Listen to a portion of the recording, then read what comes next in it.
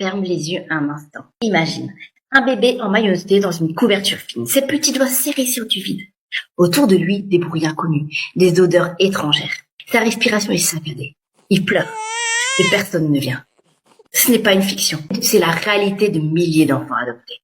Si je prends le micro aujourd'hui, c'est parce que l'adoption, c'est pas juste une belle histoire avec une fin heureuse. C'est une aventure humaine, une quête identitaire et parfois un combat intérieur. Et pour commencer cette série, j'ai une question à te poser. Naît-on une deuxième fois quand on est adopté?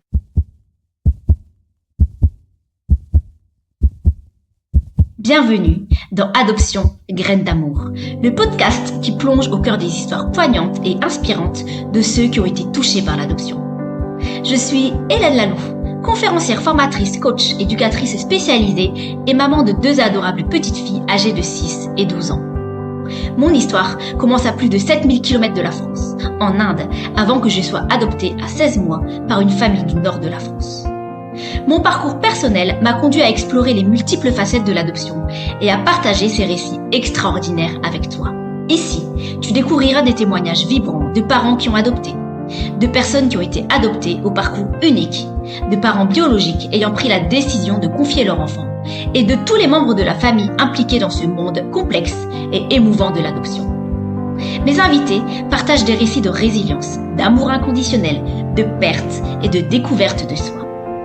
Chaque épisode dévoile des parcours exceptionnels où espoir et douleur, joie et défis s'entrelacent.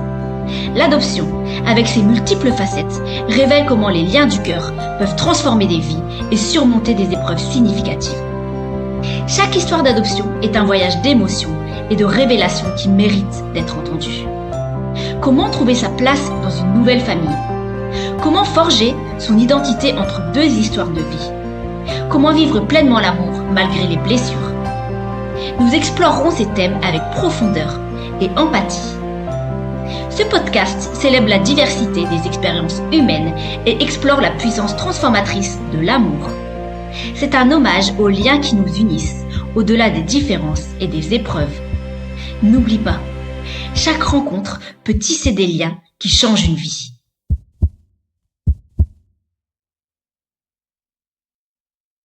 Ça paraît simple comme ça, mais quand on gratte un peu, c'est vertigineux. On dit souvent qu'un enfant adopté a une seconde chance, une nouvelle famille, une nouvelle vie. Mais derrière cette belle image, il y a un autre aspect plus silencieux. L'arrachement, la rupture, l'histoire d'avant. Parce que pour être adopté, il faut d'abord avoir été abandonné. Et ça change tout. Tends l'oreille. Écoute ce battement de cœur. Celui d'une mère qui porte son enfant. Pendant 9 mois, une connexion invisible se tisse. Sa voix, son odeur, son souffle. C'est le premier repère, la première maison. Et puis, coupure nette, silence, vide, absence. Un bébé adopté ne peut pas raconter ce qu'il ressent. Mais son corps, lui, se souvient de tout. Des études montrent que les nouveau-nés séparés de leur mère biologique présentent un niveau de stress plus élevé que les autres. Ils pleurent plus longtemps, dorment moins bien. Certains s'éteignent un petit peu, comme s'ils comprenaient qu'il manque quelque chose qu'ils ne retrouveront jamais. Ce trauma, il ne disparaît pas avec le temps. Il se transforme. Un besoin intense de reconnaissance, une peur viscérale de l'abandon, qui crée des angoisses dans les relations, ou encore une sensation de vide, d'être différent, sans trop savoir pourquoi. Et pourtant, aux yeux du monde, tout semble parfait. L'enfant adopté à une famille, il est entouré, aimé. Mais en lui, cette première rupture continue de résonner. Puis un jour, une porte s'ouvre. Des bras chaleureux s'approchent. Une voix douce murmure. Bienvenue chez toi. C'est ce qu'on appelle la seconde naissance. L'enfant reçoit un prénom, une maison, une place dans une famille. On parle de nouveau départ. Mais peut-on vraiment renaître quand on porte déjà une histoire? Parce que derrière cette idée de seconde naissance, il y a un sous-entendu lourd. Et si on faisait comme si la première naissance n'avait pas existé? Certaines personnes adoptées accueillent ces secondes chances à bras ouverts. Elles se sentent renaître. D'autres, en revanche, ont une impression de dissociation. Comme si on attendait d'elles qu'elles oublient leur passé, qu'elles effacent leur première vie. On leur dit parfois « Tu as de la chance d'avoir une famille aimante. Ne cherche pas trop à savoir d'où tu viens. Tu es ici maintenant. » Mais l'identité ne se construit pas en effaçant une partie de soi. Regarde une balance. D'un côté, le passé, de l'autre, le présent. L'enfant adopté passe sa vie à essayer de trouver l'équilibre entre ces deux mondes. D'un côté, ce qu'on lui donne, un nouveau nom, une famille, une culture, un pays parfois. De l'autre, ce qu'il a perdu, ses origines, ses racines, des réponses qu'il ne trouvera peut-être jamais. Et cette question qui ne disparaît jamais. Si on m'a donné une nouvelle vie, c'est que la première n'était pas suffisante. Cette pensée peut peser, hanter, ou au contraire, devenir un moteur. Et voici ce que j'aimerais dire à chaque personne adoptée qui écoute ces podcasts. Tu n'as pas besoin de choisir. Tu es le mélange de ton passé et de ton présent. Tu es une personne à part entière, avec une histoire unique. Ton identité ne dépend pas uniquement de ton adoption. Et toi, quel est ton regard sur l'abandon? J'aimerais te poser une question. Quand tu entends le mot abandon, qu'est-ce que ça évoque pour toi? Une tragédie? Un nouveau départ? Un acte d'amour? Un acte de rejet? On a souvent une vision très tranchée sur l'abandon. Mais rien n'est jamais tout noir ou tout blanc. L'adoption, c'est une histoire de perte et de renaissance, de questions et de réponses incomplètes. Et ensemble, dans ce podcast, on va explorer ces nuances. On se retrouve dès demain pour parler de la question de qui je suis et de l'identité. Imagine un miroir éclaté en plusieurs fragments. Certaines pièces reflètent ton visage avec clarté. D'autres sont brisées, absentes, remplacées par des morceaux qui ne semblent pas t'appartenir. Et pourtant, c'est ce miroir que tu utilises pour te voir, pour te comprendre. C'est ça l'identité d'une personne adoptée. Un puzzle dont il manque des pièces. Un miroir dont le reflet semble incomplet.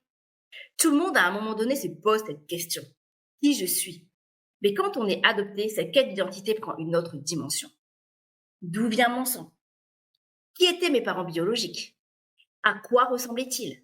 Est-ce que j'ai des frères et sœurs quelque part dans le monde? Certaines personnes adoptées n'éprouvent pas ce besoin. Leur famille, c'est celle qui les a élevées. D'autres ressemblent à un vide insoutenable, une absence qui hante leur construction. Parce que l'identité, ce n'est pas juste un prénom ou un nom de famille. C'est une histoire qui se raconte en nous-mêmes. Et quand cette histoire a un chapitre manquant, on peut ressentir un vide. Les questions qui hantent les personnes adoptées, c'est d'où je viens. C'est une question qui n'a pas d'âge. Enfant, on remarque qu'on n'a pas les mêmes cheveux, on n'a pas les mêmes traits que nos parents adoptifs. Adolescent, on ressent ce malaise diffus, ce sentiment d'étrangeté, sans pouvoir l'expliquer. Adulte, on cherche des réponses, des morceaux de notre passé pour avancer. Et puis, il y a cette autre question, plus douloureuse encore. Pourquoi moi? Pourquoi moi et pas un autre? Pourquoi a-t-on fait ce choix de me laisser? Qu'est-ce qui s'est passé ce jour-là? Cette question est terrible, parce qu'elle ouvre la porte à l'incompréhension, à la culpabilité. On cherche un sens, une explication rationnelle. Mais parfois, il n'y en a pas. Et puis, il y a les autres. Les phrases toutes faites, celles qu'on entend toute notre vie. Tu as de la chance. Tu devrais être reconnaissant. Bien sûr, être adopté, c'est avoir un foyer, une famille, un avenir différent. Mais cette phrase sous-entend aussi n'est pas d'autre émotion que la gratitude. Comme si le fait d'être adopté devait annuler la douleur de l'abandon. Et puis, il y a d'autres phrases, celles qu'on entend encore et encore. Tu viens d'où? À l'école, à l'université, au travail, dans la rue. Toujours cette même question. Parfois, on ne sait même pas quoi répondre. Parfois, on ne veut pas répondre. Mais les gens insistent. Oui, mais vraiment, tu viens d'où? Comme si, quoi qu'on dise, on ne serait jamais totalement d'ici. J'aimerais te raconter une histoire. Un soir, lors d'un dîner avec des collègues, l'un d'eux me regarde et me pose la question. Mais toi, tu viens d'où? Je prends une inspiration et je lui explique. J'ai été adoptée, j'ai grandi en France, ma famille est ici. Il me fixe, sceptique. Et il me dit cette phrase. Ah, mais quand même, tu dois bien vouloir retrouver tes vrais parents, non? Mes vrais parents? Comme si mes parents adoptifs n'étaient pas mes vrais. Comme si mon identité était incomplète tant que je n'avais pas retrouvé mes parents biologiques. Mais qui décide de ce qui est vrai? Qui décide de qui je suis? Ce jour-là, j'ai compris une chose essentielle. Mon identité ne dépend pas de mon passé biologique. Mon identité, c'est aussi ce que j'ai construit, ce que je ressens, ce que je choisis d'être.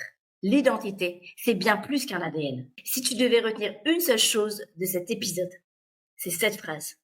On peut savoir qui on est, sans forcément connaître ses origines biologiques. L'identité, ce n'est pas seulement un ADN. Ce n'est pas juste une histoire qu'on nous a cachée ou des réponses qu'on attend encore. L'identité, c'est aussi ce qu'on décide d'en faire. C'est le mélange de notre passé, de notre présent et de ce qu'on veut construire pour l'avenir. C'est ce qu'on choisit d'être, au-delà des regards extérieurs. Si toi aussi tu ressens ce vide, ces questionnements, sache que tu n'es pas seul. Nous sommes nombreux à chercher notre place, à essayer d'assembler ce puzzle fragmenté. Dans le prochain épisode, on abordera une question clé. Est-ce que l'amour suffit? Ferme les yeux un instant. Imagine un enfant. Il vient d'arriver dans sa nouvelle maison. Les bras se tendent vers lui. Les voix sont douces, les sourires bienveillants. Mais lui, il reste figé. Son regard est fuyant. Il ne tend pas les bras en retour. Il devrait être heureux, non? Il est aimé, attendu, chéri. Alors pourquoi refuse-t-il cet amour qu'on lui donne? Parce que l'amour seul ne suffit pas. On l'entend souvent, tout ira bien avec de l'amour. Avec de l'amour, tout ira bien. L'important, c'est d'être entouré et aimé. Un enfant adopté a juste besoin d'amour pour aller bien. C'est une idée réconfortante, mais elle est fausse. L'amour est essentiel, mais il ne guérit pas tout. L'enfant adopté ne part pas d'une page blanche. Il arrive avec une histoire, une blessure invisible que l'amour seul ne peut pas effacer. Imagine un oiseau avec une aile cassée. Tu lui donnes un nid douillet, tu lui offres de la nourriture, tu lui parles doucement. Mais si son aile est brisée et que personne ne la soigne, il ne volera jamais. Un enfant adopté, c'est pareil. L'amour est une base, mais sans compréhension, sans patience, sans sécurité intérieure, il ne pourra pas s'attacher pleinement. Et c'est là qu'intervient l'attachement. L'attachement, c'est ce lien profond et instinctif qu'un enfant crée avec une figure parentale. Il se construit dès les premiers mois de la vie.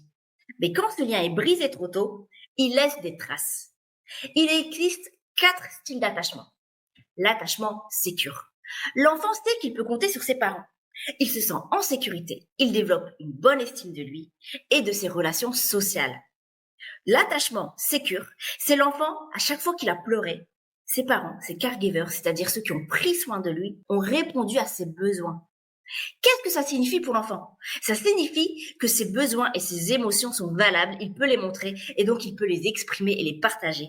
Parce que derrière, dès qu'il les montre, dès qu'il les ressent, quelqu'un répond. Qu'est-ce que ça lui offre? Ça lui offre cette possibilité d'aller explorer le monde. Pourquoi? Parce qu'en tant que petit enfant, j'ai la conviction qu'à chaque fois que je vais me retrouver en détresse ou en stress, mon caregiver va être là pour pouvoir me réconforter. Donc, je peux aller explorer le monde, je peux aller découvrir le monde. Et en cas de problème, en cas de détresse, je reviens chercher la sécurité affective et émotionnelle auprès de mes parents. L'attachement évitant. L'enfant insécure évitant va s'éloigner émotionnellement de lui-même et du monde pour se protéger. C'est un mécanisme de défense qui lui permet de faire face durant l'enfance, voire de survivre dans un contexte où les émotions n'ont pas leur place. La majorité des évitants a grandi avec des parents peu présents physiquement ou psychiquement ou plutôt rejetants. Lorsque l'enfant recherchait leur proximité dans des moments de stress, il ne recevait pas le réconfort, voire même il était jugé ou rejeté. À force d'expériences répétées de ce type, il intègre l'idée que ses émotions ne sont ni valables ni montrables et qu'il vaut mieux finalement se débrouiller tout seul pour contrôler sa détresse intérieure. L'enfant évitant développe ainsi une habitude à désactiver son système d'attachement, c'est-à-dire à minimiser ses émotions et ses besoins relationnels. Ce faisant, il reproduit le mode évitant que l'on retrouve souvent chez ces figures d'attachement qui ont elles-mêmes vécu la même chose. Les conséquences, c'est une forte anxiété, une froideur, une distance. C'est-à-dire que ça va être des personnes que vous allez retrouver qui vont peut-être se sentir détachées d'eux-mêmes et des autres. Une estime de soi basse et un manque d'assurance et d'amour de soi. L'attachement anxieux ambivalent. La personne avec un attachement anxieux a un grand besoin de proximité pour être rassurée et réconfortée. Elle a besoin de sentir le soutien physique et psychique de quelqu'un auprès d'elle pour diminuer son anxiété. En effet, elle n'a pas fait l'expérience, étant enfant, de se sentir les parents présents pour elle de façon permanente et stable. Et donc, à l'âge adulte, toute distanciation avec ce qui compte est vécue comme difficile, voire impossible dans certains cas. L'anxieux n'a pas vécu suffisamment d'expériences sécurisantes avec ses parents, dans lesquelles il a pu sentir qu'ils étaient là pour lui, quoi qu'il arrive. Qu'ils protégeaient et veillaient sur lui de manière constante, en le prenant en compte de manière adaptée. Et surtout en prenant en compte ses besoins de manière adaptée. Souvent, ces caregivers ont eux-mêmes eu un attachement ambivalent. Face à des caregivers peu cohérents, plutôt instables, vite débordés par leurs émotions et parfois trop protecteurs, ils ont tendance à leur transmettre la peur du monde extérieur et de l'avenir. Donc l'enfant va opter inconsciemment pour une stratégie d'hyperactivation de son système d'attachement, à maximiser ses comportements d'attachement afin d'alerter ses figures d'attachement pour recevoir de l'attention. Comme autre conséquence, on peut retrouver de la dépendance affective, de la jalousie, de la possessivité, de la recherche d'exclusivité. C'est des traits qui sont très présents, voire encore plus présents en cas de stress. Mais on peut retrouver aussi beaucoup de comportements de dépendance en général, à l'alcool, au tabac, au sexe, aux jeux vidéo, à quoi que ce soit. Parce qu'en fait, vu que j'ai besoin de la protection de quelqu'un pour pouvoir déstresser, pour pouvoir m'apaiser, quand je grandis et que je me sépare de mes caregivers, à un moment donné, je vais quand même avoir besoin de cette protection. Je vais avoir besoin de cette dépendance. Si c'est plus à quelqu'un, ça peut être à un produit. Et enfin, l'attachement désorganisé. L'attachement insécure désorganisé est observé chez les individus ayant rencontré des perturbations ou des traumatismes dans leur relation précoce avec leur figure d'attachement. Ça va résulter en général d'abandon, de maltraitance, de négligence ou d'autres formes d'interaction perturbantes. En gros, les désorganisés cumulent des comportements de l'anxieux évitant et de l'anxieux ambivalent. Donc l'enfant insécure désorganisé, il va présenter des signaux contradictoires dans ses comportements. Il peut rechercher la proximité tout en montrant des signes d'évitement ou de résistance. L'ambivalence est centrale dans ces relations, entraînée par la confusion entre le besoin de se rapprocher pour obtenir du réconfort et la peur ou la méfiance vis-à-vis de la figure d'attachement. L'impact sur le système d'exploration est notoire. L'enfant peut avoir du mal à explorer son environnement de manière autonome, étant donné l'insécurité qu'il ressent. La capacité à mentaliser peut également être altérée, menant à des interprétations erronées ou fragmentées des situations ou des relations. Ça fait régner le chaos dans la vie des personnes dont les émotions sont imprévisibles, parfois excessives et dévastatrices, de la rage, du désespoir, de la honte, de la culpabilité toxique. Et parfois, elles peuvent paraître absentes. La personne peut paraître déconnectée de la réalité et peut évoquer un vide qui va désarçonner tous les autres. Par contre, lorsque le stress n'est pas trop élevé, la personne reste relativement stable, organisée psychiquement, soit sur un mode évitant, soit sur un mode ambivalent. Alors bien sûr, vous allez me dire, ces moments de désorganisation peuvent venir chez n'importe qui, y compris chez des personnes sécures. Et c'est tout à fait vrai. Seulement, pour les personnes avec un attachement désorganisé, cette fenêtre de tolérance est réduite. Plus encore chez les anxieux et les évitants. Ça signifie que leur capacité de flexibilité, d'adaptabilité est beaucoup plus faible. En conclusion, le désorganisé, il vit un paradoxe entre besoin et rejet des liens. Il a une image de lui instable et négative. Il peut soit se mettre dans des crises et des colères, c'est-à-dire une hyperactivation anxieuse, soit dans un mode mutisme et isolement, c'est-à-dire une désactivation évitante. Beaucoup d'enfants qui ont été adoptés développent un attachement anxieux ou évitant en fonction de leur vécu. Et c'est pour cela que parfois un enfant adopté peut refuser l'amour qu'on lui donne. C'est un paradoxe cruel. Un enfant adopté désire être aimé, mais il en a peur. Que l'amour, c'est un risque. Quand on a connu l'abandon, on sait que les liens peuvent être brisés. Alors inconsciemment, l'enfant peut se dire « Si je ne m'attache pas, je ne souffrirai pas si on m'abandonne à nouveau ». Un enfant qui repousse l'amour peut être un enfant qui teste ses parents. Est-ce que tu vas rester, même si je te rejette? Est-ce que tu vas m'aimer, même si je suis dur avec toi? C'est une manière inconsciente de se protéger, de vérifier si l'amour est stable. Et pour les parents qui adoptent, c'est difficile. Ils donnent tout leur amour, mais ça ne semble jamais assez. Ce n'est pas une question d'amour en vrai. C'est une question de sécurité intérieure. L'enfant a besoin de comprendre au plus profond de lui que cet amour est solide et inconditionnel. Alors comment on fait pour construire une relation solide malgré les blessures? Comment créer un lien stable quand il y a des blessures invisibles? Être patient. Première chose, l'attachement prend du temps. Un enfant adopté ne va pas s'attacher immédiatement. Il doit d'abord apprivoiser l'amour qu'on lui donne. Ensuite, ne pas prendre les réactions de l'enfant comme un rejet personnel. Si un enfant repousse l'amour, ce n'est pas contre ses parents qui l'ont adopté. C'est une peur inconsciente, un mécanisme de protection. Ensuite, rassurer sans étouffer. Un enfant avec un attachement anxieux a un besoin d'être rassuré. Mais trop d'amour fusionnel peut renforcer son insécurité. Ensuite, mettez des mots sur les émotions. Parlez d'adoption, d'attachement. Expliquez à l'enfant pourquoi il ressent ses peurs.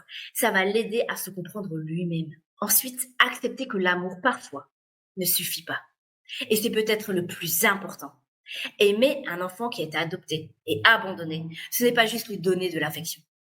C'est l'accompagner dans ses blessures.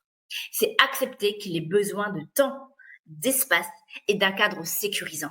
Si je devais résumer cet épisode en une phrase, aimer un enfant adopté, ce n'est pas le sauver, C'est lui offrir un espace où il peut être lui-même avec ses forces et ses failles. L'amour est essentiel, mais ce qui guérit vraiment, c'est la patience, la stabilité et l'acceptation. Alors dans le prochain épisode, on parlera d'un autre sujet complexe, le syndrome de l'imposteur en adoption. Imagine-toi dans un grand repas de famille. Les rires fusent, les anecdotes s'enchaînent, les souvenirs se croisent. Et toi, tu es là, présent, mais en décalage. Tu les écoutes parler d'histoires d'enfance que tu n'as pas vécues. Tu observes des ressemblances dans leurs visages, leurs gestes, leurs expressions. Et puis il y a toi. Toi qui ne le ressemble pas. Toi qui ressens cette impression d'être un peu invité dans une maison qui est pourtant la tienne. Aujourd'hui, on va parler d'un sentiment puissant, mais souvent caché. Le syndrome de l'imposteur en adoption. Cette sensation étrange de ne pas être complètement à sa place, d'avoir l'impression de jouer un rôle, de devoir prouver qu'on mérite d'être là.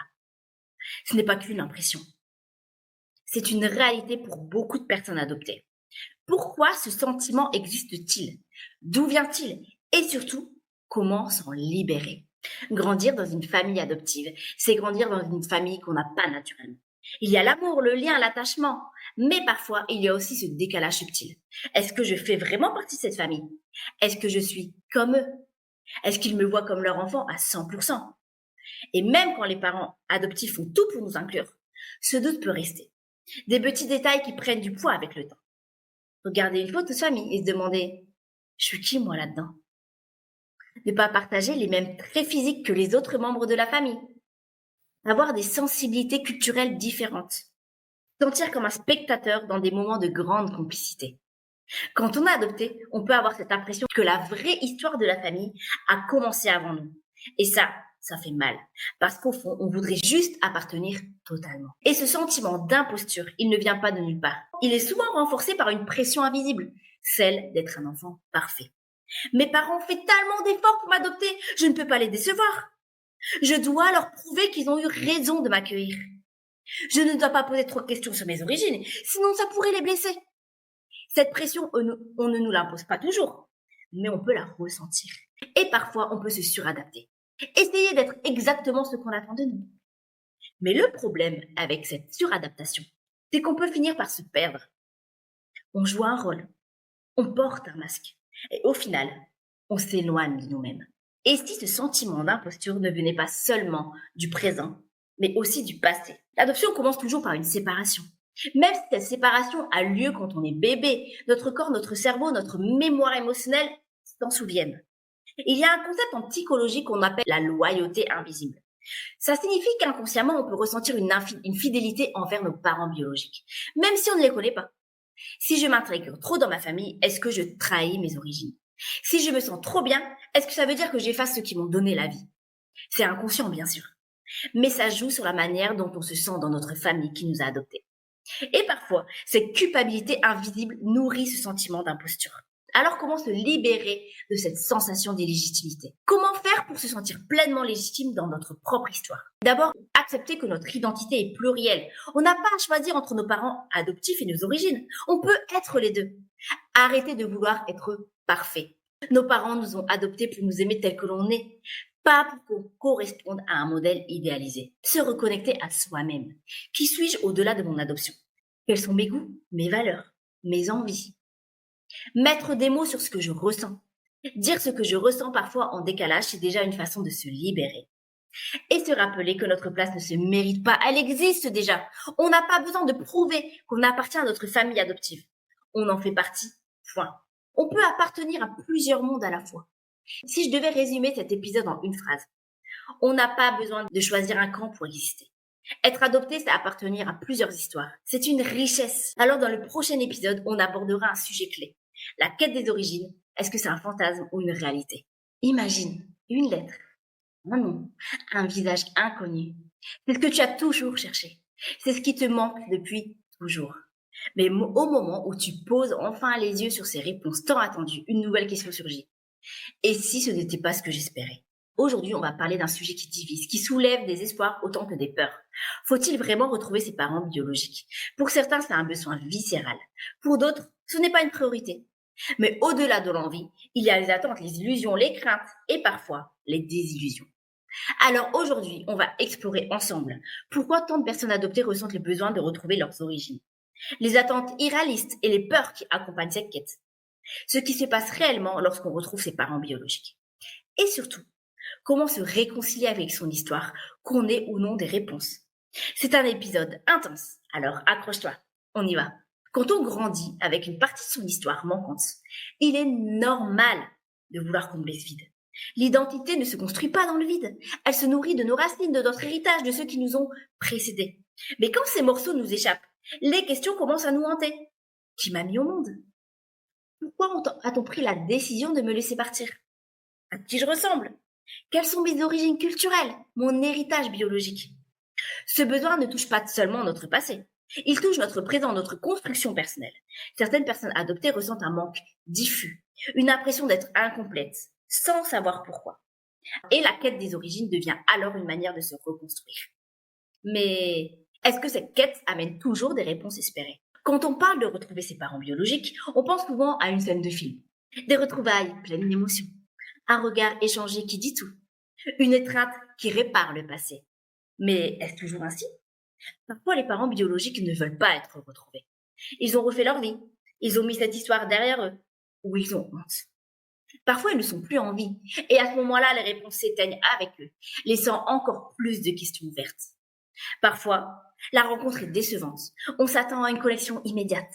Mais la réalité est différente. On ne se reconnaît pas. On n'a pas les mêmes valeurs. On se sent étranger. Cette quête peut être une source de guérison. Mais elle peut aussi rouvrir des blessures profondes. Je vais te partager quelque chose de personnel. Pendant longtemps, j'ai idéalisé cette quête. Je pensais que retrouver mes parents biologiques allait tout changer. Que si je savais qui ils étaient, si je connaissais enfin leur visage, j'allais me sentir complète. J'allais pouvoir répondre à cette question qui me hantait depuis longtemps. Pourquoi moi? Pourquoi ont-ils pris cette décision? Pourquoi ils m'ont laissé partir? Et puis un jour, j'ai compris quelque chose de puissant. Mon identité ne dépend pas seulement de mon passé. Savoir d'où l'on vient, c'est important. Mais l'identité, ce n'est pas seulement ce qui est écrit dans mon ADN. C'est ce que j'ai construit, ce que j'ai choisi d'être. J'ai compris que je pouvais exister pleinement, même sans toutes les réponses. Parce qu'au fond, ce qui compte, ce n'est pas tant la destination, mais le chemin parcouru. Pour l'instant, je n'ai encore aucune réponse sur mes origines. Mais je me sens complète. Comment j'ai fait ça? En faisant un travail extrêmement profond sur moi, en allant traiter toutes les blessures que j'ai eues de l'enfance. La blessure de l'abandon, la blessure du rejet. J'ai été travailler les multiples traumatismes que j'ai pu vivre. Je ne m'en souvenais pourtant pas. Mon corps s'en souvenait. Mon corps se souvenait de toutes ces émotions vécues. Alors, j'ai été en thérapie et je suis allée traiter ça. Et ça a bouleversé, ça a changé ma vie, littéralement. Parce que quand on décide de partir à la recherche de ses origines, il faut être prêt à tout. Il peut y avoir plein de scénarios. La rencontre magique, ce que tout le monde espère. Des retrouvailles pleines d'émotions. Un lien qui se crée tout de suite. Un sentiment de complétude. Ça arrive, mais c'est rare. Ça arrive. La rencontre compliquée. On retrouve ses parents biologiques, mais il y a un malaise, on ne sait pas trop quoi dire, on ne sait pas comment se réapprivoiser. Le rejet. Certains parents biologiques refusent la rencontre. Et ça, c'est une douleur immense, un autre abandon. Parce qu'on se sent rejeté à nouveau. Le silence. On cherche, mais on ne trouve rien, aucune trace, aucune information. Et on doit apprendre à vivre avec cette absence de réponse. Alors ce n'est pas l'attestation qui compte, mais le chemin parcouru. Si je devais résumer cet épisode en une seule phrase, retrouver ses origines peut être une étape importante, mais ce n'est pas ce qui définit qui tu es. Tu peux te construire avec ou sans réponse. Tu peux être entier, même avec des morceaux manquants. Parfois tu trouves ce que tu cherches, parfois tu trouves autre chose. Et parfois, tu réalises que tu avais déjà tout en toi pour avancer. Alors, si toi aussi, tu es en quête de tes origines, pose-toi cette question. Qu'est-ce que j'attends vraiment de cette quête? Parce que ce qui compte, ce n'est pas tant la réponse. C'est ce que tu vas faire de ton histoire.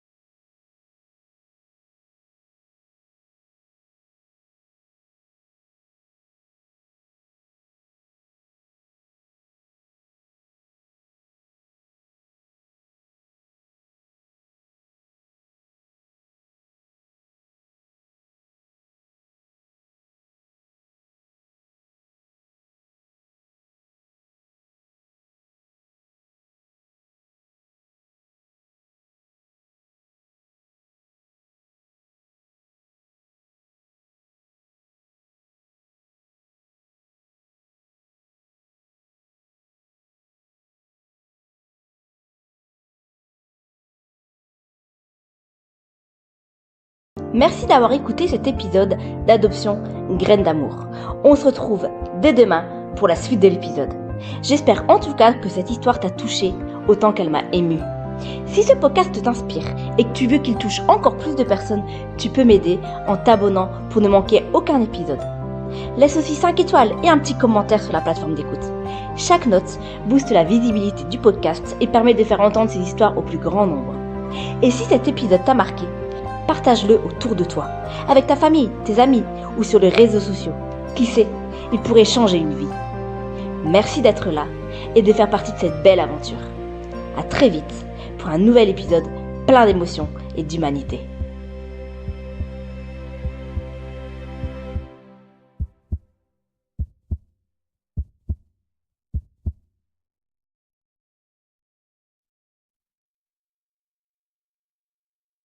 Merci d'avoir écouté cet épisode d'Adoption Graines d'amour. Si ce podcast t'inspire et que tu veux qu'il touche encore plus de personnes, tu peux m'aider en t'abonnant pour ne manquer aucun épisode. Laisse aussi 5 étoiles et un petit commentaire sur la plateforme d'écoute. Chaque note booste la visibilité du podcast et permet de faire entendre ces histoires au plus grand nombre. Et si cet épisode t'a marqué, partage-le autour de toi, avec ta famille, tes amis ou sur les réseaux sociaux. Qui sait, il pourrait changer une vie. Merci d'être là et de faire partie de cette belle aventure.